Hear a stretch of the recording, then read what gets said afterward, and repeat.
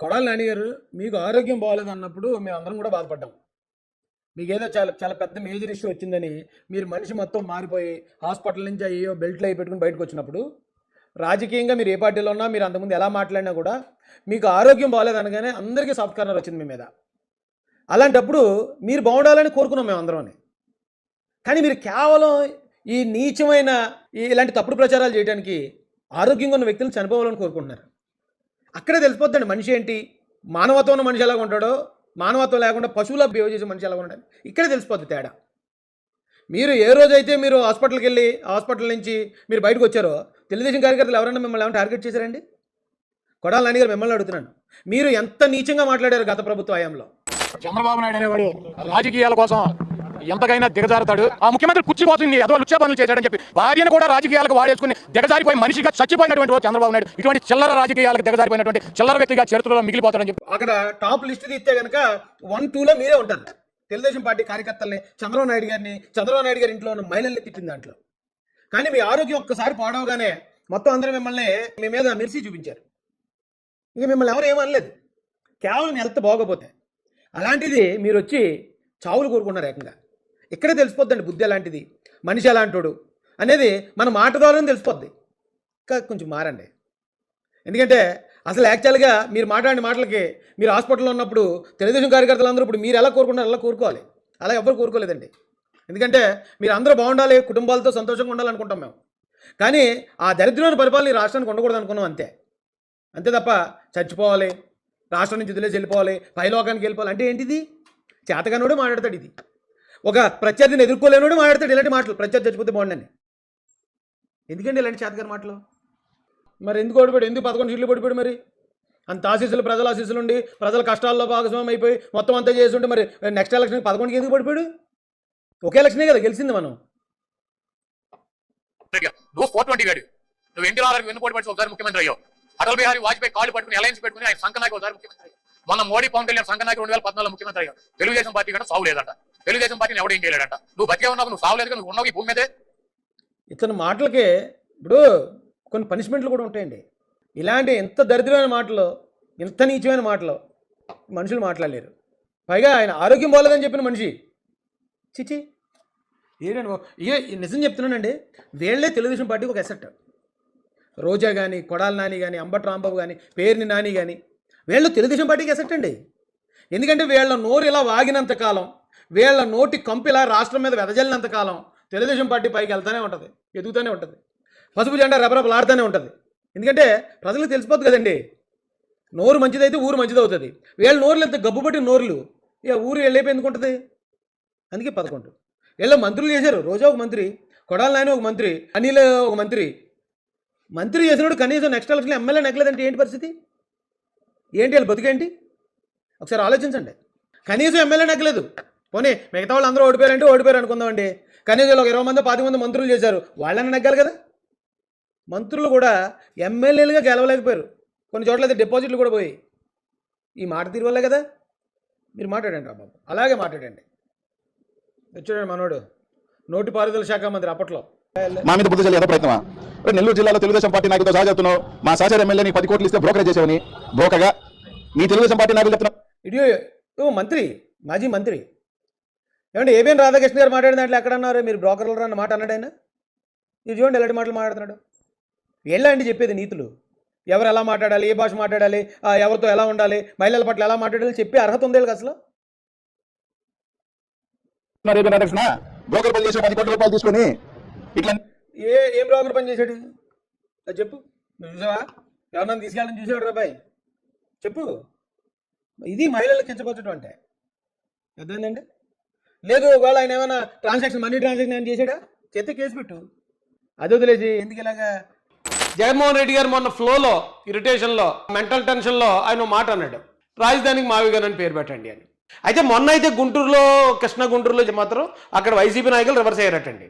ఏంటంటే నోటికి ఏదో వచ్చే చెప్పేస్తే ఇక్కడ మేము చచ్చిపోతున్నాం దేకలాగా, దాన్ని కవర్ చేయలేక చచ్చిపోతున్నాం మేము, అలా ఏంటండి ఎవరిని అడిగి పెట్టారండి అని గట్టిగా అడిగారటండి. అయితే ఇందులో ఒక చిన్న టెక్నిక్ పాయింట్ ఉంది, లేకేం కాదు కానీ ఉంది. అయితే అది టెక్నిక్ని కరెక్ట్గా కన్వే చేయలేకపోయారు జగన్ గారు. చేయలేకపోవడం వల్ల మిస్ఫేర్ అయిపోయి పెద్ద కామెడీ ట్రోలింగ్ ఐటమ్ అయిపోయింది అది.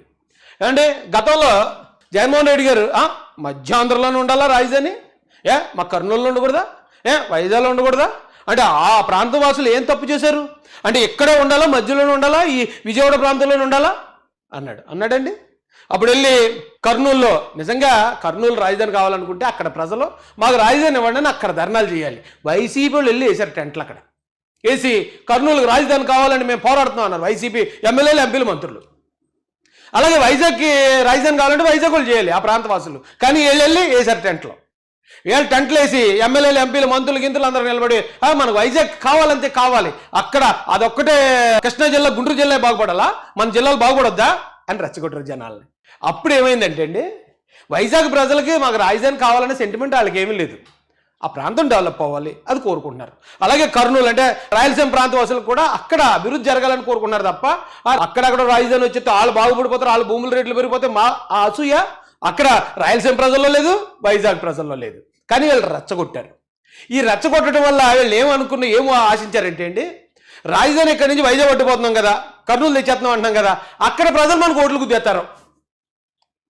కృష్ణా గుంటూరు ఎలాగ మనకి వేయరు కాబట్టి కనీసం ఆ ప్రాంతాలలోనే మనకి వేస్తారు, విభజించి పాలించేద్దాం అనుకున్నారండి.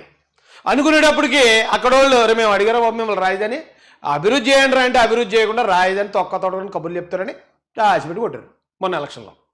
ఇక కృష్ణా గుంటూరు అలాగే చెప్పక్కర్లేదు, ఊరు చేశారు చీపుర్లు ఎట్టి కదా.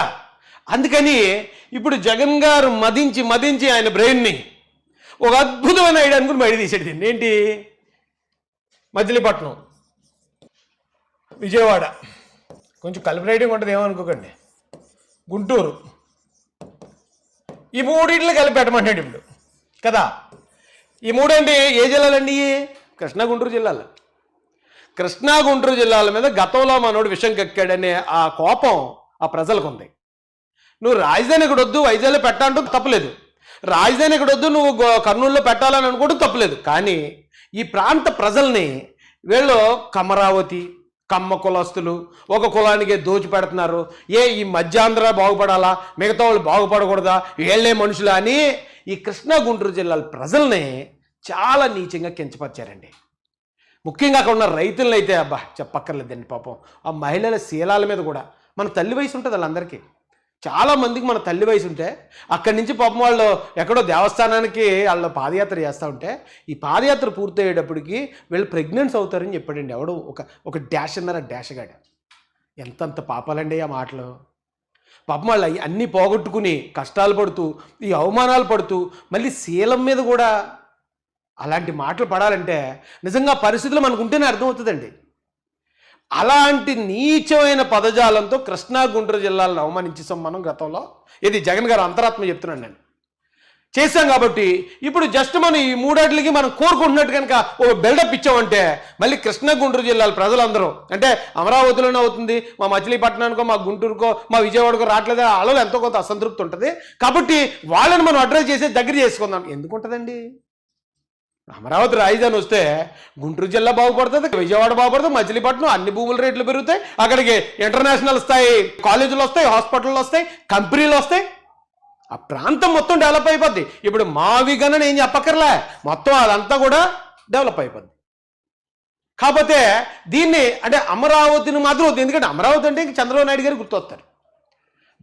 దాన్ని ఎలాగైనా ఆపాలి. ఈ చుట్టుపక్కల ముందైతే మొత్తం రాష్ట్రంలో అందరినీ రెచ్చగొట్టడం చూశాడు. ఇప్పుడు అక్కడ ఎవరు రెచ్చిపోలేదు కదా, దెబ్బ అయిపోయాడు.